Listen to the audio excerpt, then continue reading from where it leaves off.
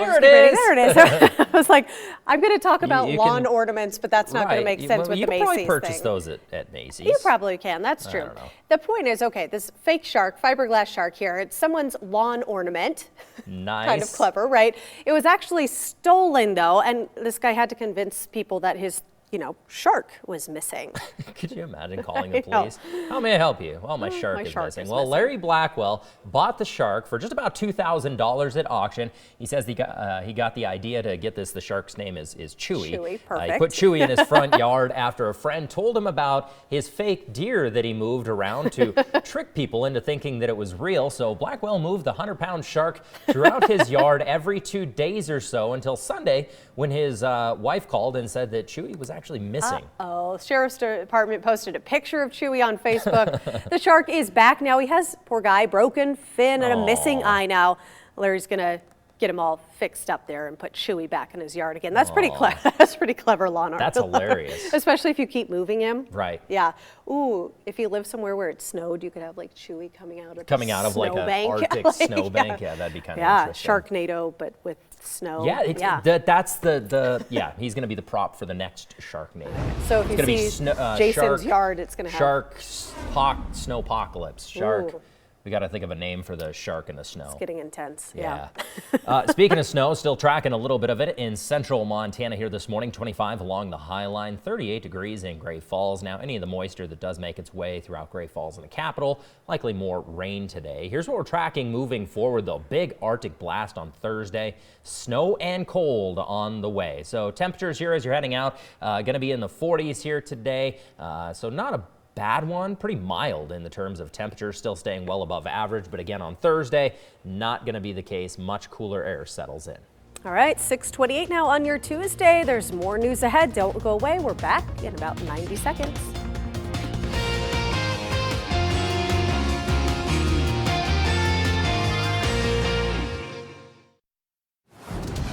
It's 6:30 now on this Tuesday, January 7th. Happening now, considering compliance. We're looking to how Montana is adapting to a new tobacco rule. Plus, another big box store closing its doors here in the Treasure State. And feeling a bit under the weather? You're not alone. The latest on flu season in Montana and all across the country. Montana This Morning starts now. Powered by the Montana Television Network. This is Montana This Morning from Montana's news leader. Good morning to you. I'm Shannon Newth. We're glad to have you with us. Keely on assignment for one more day. She'll be back with you tomorrow. Yeah, back in action tomorrow, right? And of course, I'm Jason Laird, in case you're just now tuning in. Here every day. Sorry, I didn't give you a chance to introduce yourself. Oh, it's okay. It's all right. I don't know. Anyways, waiting to hear. It's one of those where you have something creative in your mind and then it completely goes blank. Happens a lot at this hour. Looking at a winter storm warning still in effect for central and north central Montana, but that is for above 5,000 feet, so lower elevations, nothing to really get too concerned about. Winter weather advisory also in effect.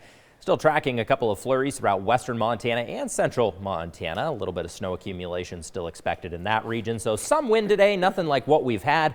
Mountain snow and an Arctic blast will tell you just how cold we're going to be getting very shortly. Shannon? All right, thanks, Jason. Last month, President Trump signed a new law that raised the age of buying tobacco to 21. The state of Montana is asking smoke shops to comply with the new law. MTN's Lindsay Hyatt met with one shopkeeper to learn what that law means for those who sell and use tobacco. According to the Preventing Tobacco Addiction Foundation, Montana has a higher rate of both high school and adult smokers than the national average. That suggests recent federal laws limiting tobacco sales could potentially hit Montana harder than other states. But one smoke shop manager says that hasn't been the case. We haven't really seen a whole lot of difference yet. People are starting to switch to the tobacco, which we can sell. It hasn't affected yet, but I'm sure it will down the line. And she knows young smokers aren't the only ones who are getting burned. It's going to drop our sales. But not enough to take a hit.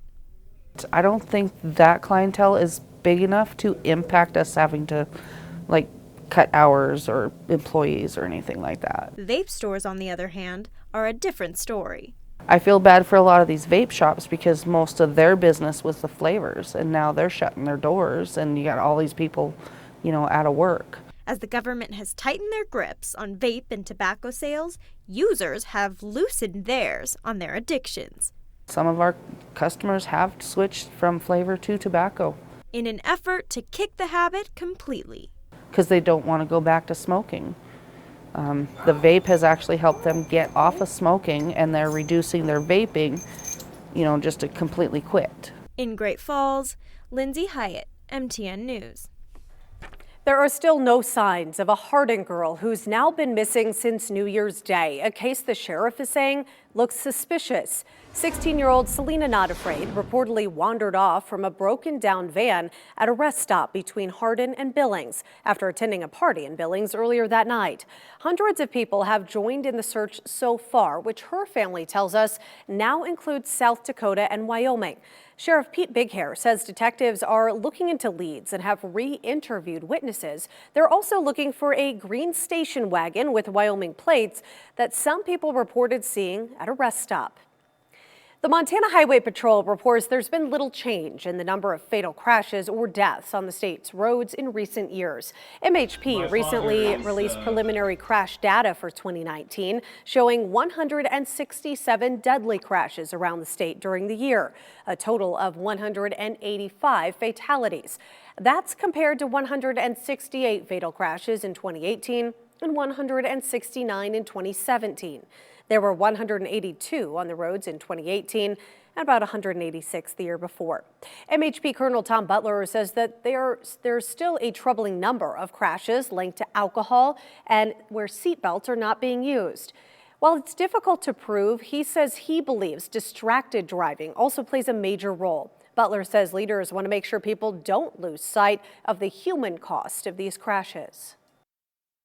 Simple math. Nearly every other day across the state, somebody dies in a car crash.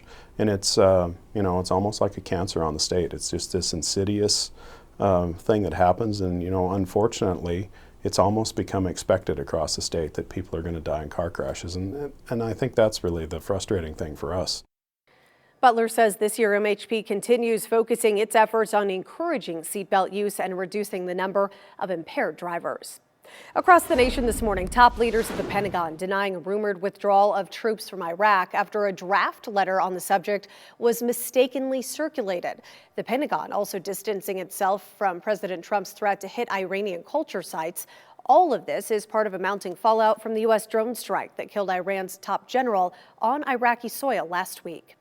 Former White House National Security Advisor John Bolton said he's willing to testify if subpoenaed in the impeachment trial. Senate Republican leader Mitch McConnell says the decision on whether to call witnesses should be made mid-trial and not now, as Democrats would prefer. Boeing is reassigning about 3,000 people working on the troubled 737 MAX jets. The company is still working with regulators to get the planes back in service after 2 deadly crashes. Separately, Boeing reached agreements with American Airlines and Aeromexico for compensation over thousands of canceled flights. Neither company said how much it will receive, but American says a portion, $30 million, is going to its employees. Here at home, the 4 candidates who have launched campaigns to become Montana's next Attorney General meeting for a forum in the state capitol. MTN's Jonathan Ambarian reports on what each hopeful is highlighting.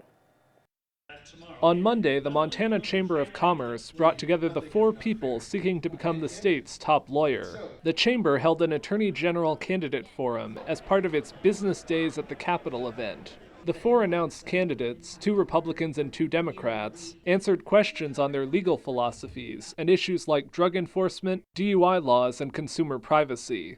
John Benyon, a Republican, is currently the chief deputy to Attorney General Tim Fox. He said he wants to continue the work the office has done and focus on public safety and addressing government overreach. The office needs somebody that's going to have the right kind of experience, the right judgment, the right work ethic, and the record of accomplishment to make sure that you can carry out the important mission of the Department of Justice. Republican Austin Knudsen is the Roosevelt County Attorney and former 2-time Speaker of the Montana House. He highlighted his experience as a prosecutor and promised to take a hard line on drug-related crime. We need an Attorney General who's actually dealt with this problem and who's going to be aggressive. I'm the guy who's going to come in here and be looking out for Montanans, the taxpayers, and the business people, and not the bureaucracy here in Helena. On the Democratic side, Kimberly Dudick is a state representative from Missoula. She says in the legislature, she's been able to bring people together to address issues like human trafficking and child abuse. It's a hallmark of my approach to what I've done in public service. It is a hallmark of what I do as your Attorney General. The three things I think we need to do are connect with each other, communicate, collaborate, and create solutions. Rafe Graybill, a Democrat, is currently the chief legal counsel for Governor Steve Bullock's office. He says that has given him experience representing Montana in the type of big cases the Attorney General has to handle. You're going to hear from a lot of great candidates this cycle on a lot of great ideas. When it comes to this office, I think we have to constrain ourselves to what does the AG actually do? Is this a lawyer that I want to hire? In Helena, Jonathan Amberian, MTN News.